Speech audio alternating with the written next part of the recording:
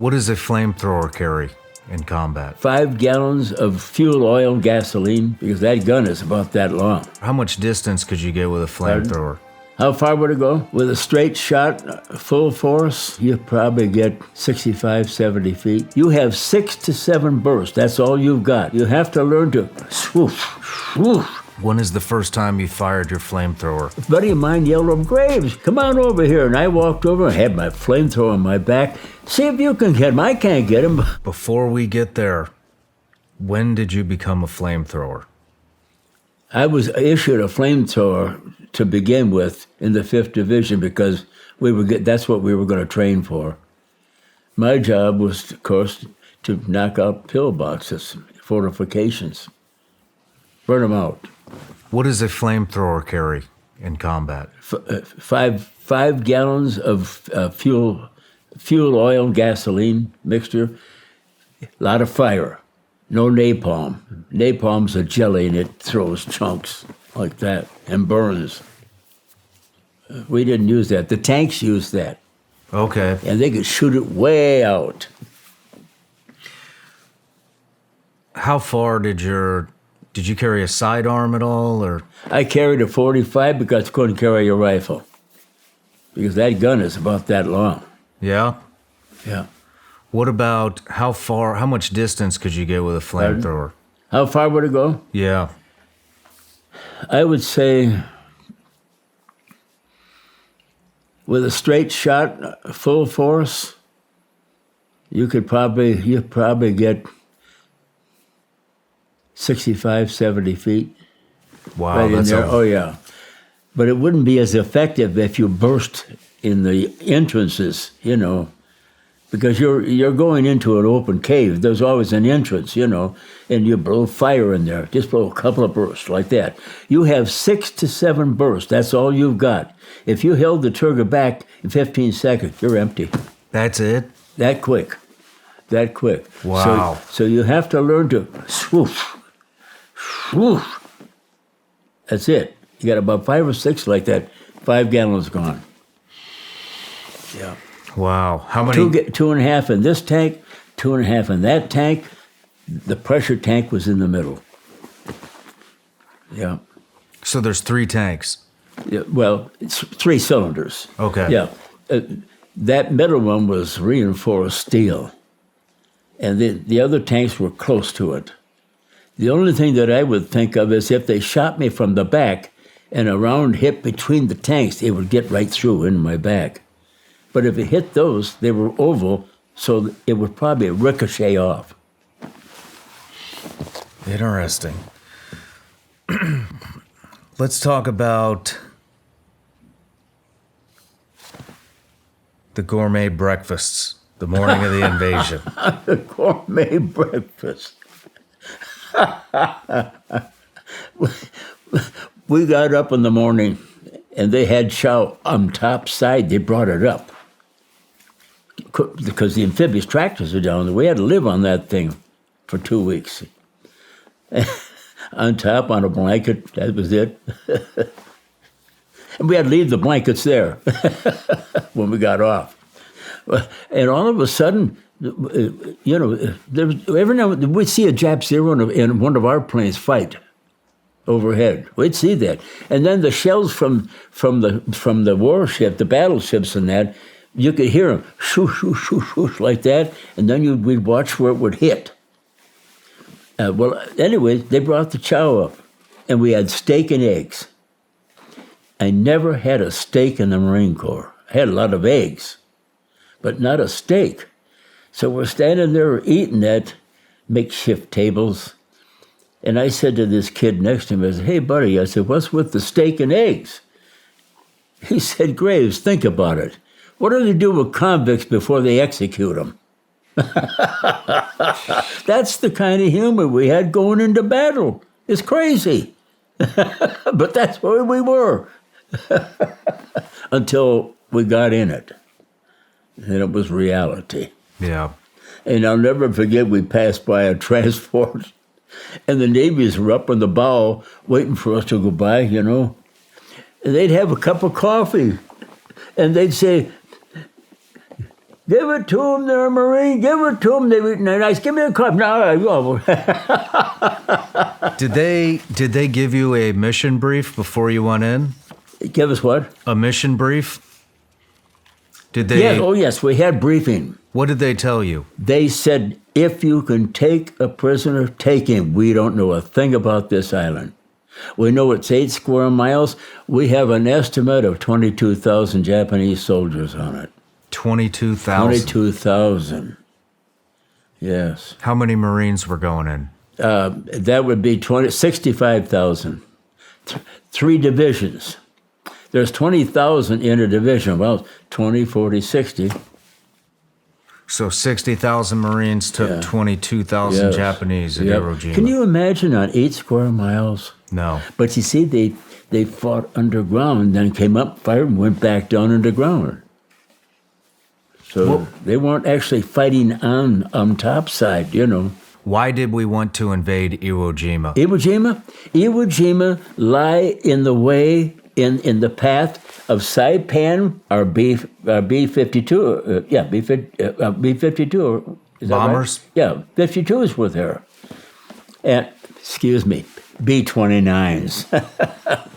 The B-29s were there, and they went direct flights there to Tokyo, dropped their bombs, and had to get back to Saipan. The Corsairs that from Saipan could not travel that far. They ran out of fuel. So they wanted to have that island for a place to land in case they were hit. And also, the P-51 would meet them, take them there, and take them all the way back to Saipan. It traveled that far. Okay. The P-51s. So Roosevelt designed this. That was his idea. And I thought it was it was a costly thing, but when it was all over, we saved 29,000 Air Force personnel in some of our planes. Wow. What was the mission brief? When they told you, What did they tell us? what did they tell Well, you? number one, if you can take a prisoner, take him. If you can't, you kill him. That was just primary. That was it. Because what could they tell us? They tried to talk about the airstrips that were fortified, but they really didn't know. I mean, it was just a lot of guesswork. So I think that we were surprised an awful lot as we fought on that island. We were surprised. So you landed. They had a 500.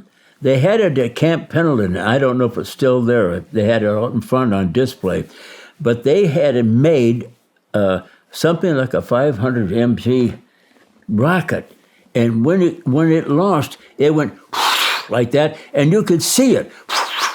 You could see it, and it would drop and blow up. It was a rugged thing. It could only go short, but it could go all over the 8 square miles. And that was the thing that we tried to find. We could never find it. Well, what happened was we were told that we were going to, well, see, I'm going too fast because we had left Suribachi, gone to Hill 362A. We lost our battalion there. And my job the next morning was to turn my flamethrower in, grab demolition, and another man and I, we went up and we fixed a shape charge to drop that top in because that's where they were firing out of on our battalion. And when we reached the top, I counted roughly 50 Japanese dead soldiers on top of that island. And we had to crawl over them to get to the mouth of the cave. And we set that thing off, and it billowed with fire, just bellowed inside. And then it was over. That seemed to stop them, but they went to the north. They just went underground to the north. That's what they did. Time is a funny thing. It's so limited, and yet we let it pass by us. We're all guilty of putting important things off until later. If you've been putting off life insurance, check out Fabric by Gerber Life. They make it fast and easy so you can check it off your list right now. Fabric by Gerber Life is term life insurance you can get done today. Made for busy parents like you, all online and on your schedule right from your couch. You could be covered in under 10 minutes with no health exam required. Fabric has partnered with Gerber Life, trusted by millions of families just like yours for over 50 years. There's no risk. There's a 30-day money-back guarantee, and you can cancel at any time. And they have over 1,900 five-star reviews on Trustpilot with a rating of excellent. Join the thousands of parents who trust Fabric to help protect their family. Apply today in just minutes at meetfabric.com/srclips. That's meetfabric.com/srclips. MEET fabric.com/srclips. Policies issued by Western Southern Life Assurance Company, not available in certain states. Prices subject to underwriting and health questions. Well, Don, let's start at the very beginning. So, you landed. You arrived at Iwo Jima on the USS Missoula, correct? Yes. Landed on D-Day, the third wave onto the beach. February 19th, 8 o'clock in the morning. And the mission was to secure Mount Suribachi. Yes. The mission was supposed to last 2 weeks and wound up lasting 6 weeks. Japanese had underground bunkers called pillboxes. You were a flamethrower. Let's just step by step from the brief to loading up the insertion on the beach. What was it like on the insertion to the beach? I had two men, one on my left and one on my right. We were pretty well much alone. We didn't wait for anybody else. We just kept doing our job, bellowing, firing what we thought they might be in, then we'd move along. Were they shooting at you before you landed? This is where the two men come in also. If they come now a lot of them around fire and come running out. Bang, bang, we drop them. They would kill them right there. If they would come up with their hands up in that, then we would call for support, and they'd send a bunch of people up there and grab them. But it was a different kind of a fight. We never fought like that on an island before. And Iwo Jima was all volcanic, so they had to tunnel in everywhere they went, and it was solid and hard, to get in and stay in. They lived in it. They lived in there for 2 years before we came. So the idea was to block them up if we could, and the only way we could do it was to close it in. Now the engineers followed us. We would do our best to get them out, and then when we left, they'd come along, blow the thing in, dynamite it.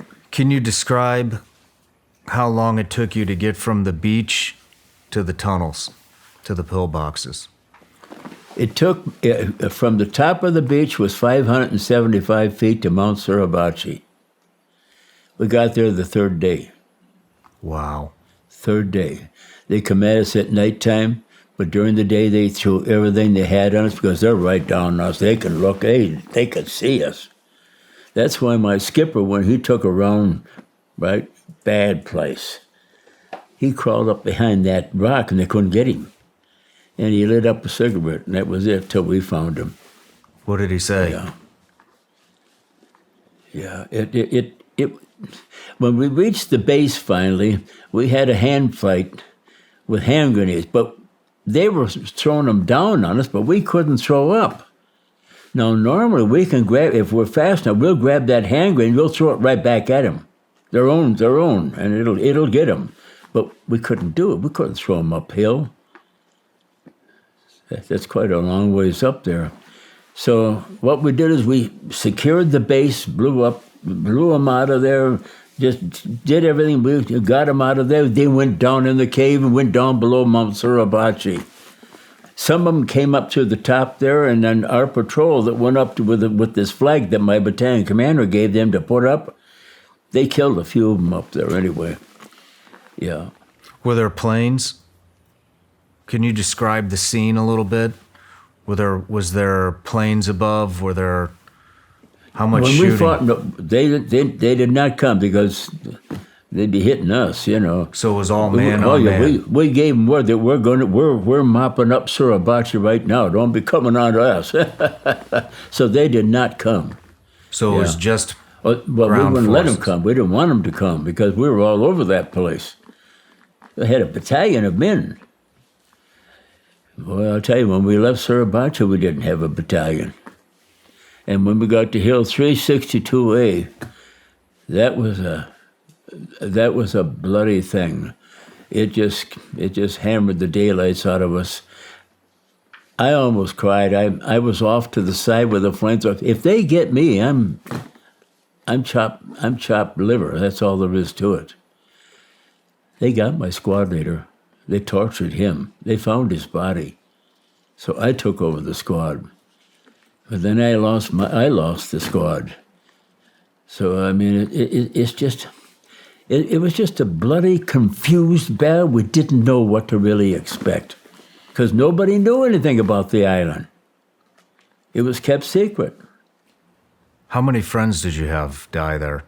How many? How many friends did you have die there? I had a kid, Orville Caribou was his name. We went to school together in Detroit. We went to school together, and he was a rifleman. He was killed on Hill 362A. I had about 3 or 4 good buddies there that were killed. We lost our officers. None of them came out of there. So we fought to the north end, and by the time we got to the north end, we held it right there because we had them down by the water. We had about a week to go because we knew we would be fighting 6 weeks. So we had about a week to go, and we would have it all done. And they would come at us at night and then go hunker back down on the beach by the water. They can go swim. Our boats would take them up, pick them off, or they could come at us, and eventually we'd wipe them out because we killed like 200-300 every night at a bonsai charge. I think we were fortunate. I don't know in my battalion of anybody that really got killed by a bonsai charge unless it was hand grenades. But bodily, they did not get to us, and that's what we were really afraid of, bayonet fighting. We didn't want that to happen, but we were ready. If we had to, you know, but that never happened because we could kill them before they got right to us. Yeah. How long did it take for you to see the first Marine killed in action? I didn't quite get the question. How long did it take for you to see the first Marine killed in action at Iwo Jima? Not long at all. When I hit the beach, I lay face down. I had these 2 boys with me. We were scared to death. John Bass alone, Medal of Honor, Guadalcanal, the first one. He was killed right to our right, never got up.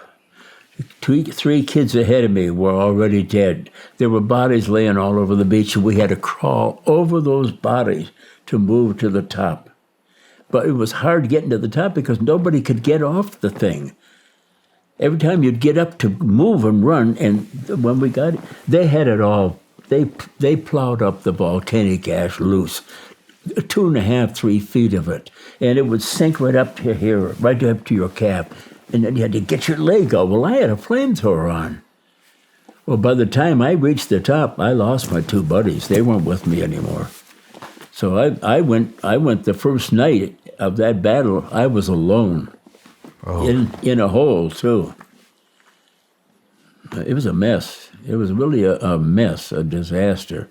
That's the problem of going on these islands you don't know anything about. You don't know what to expect.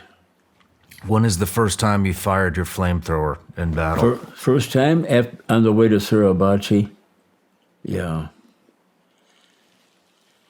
I pretty well burned my way right through to the base. And by that time, I was the only one left in my outfit. They were wounded or killed. Can you describe the first time you used the flamethrower in battle? Well, when I reached the base, they were They were, you know, it was funny. They had it's all cleared out now, but they had big boulders placed there.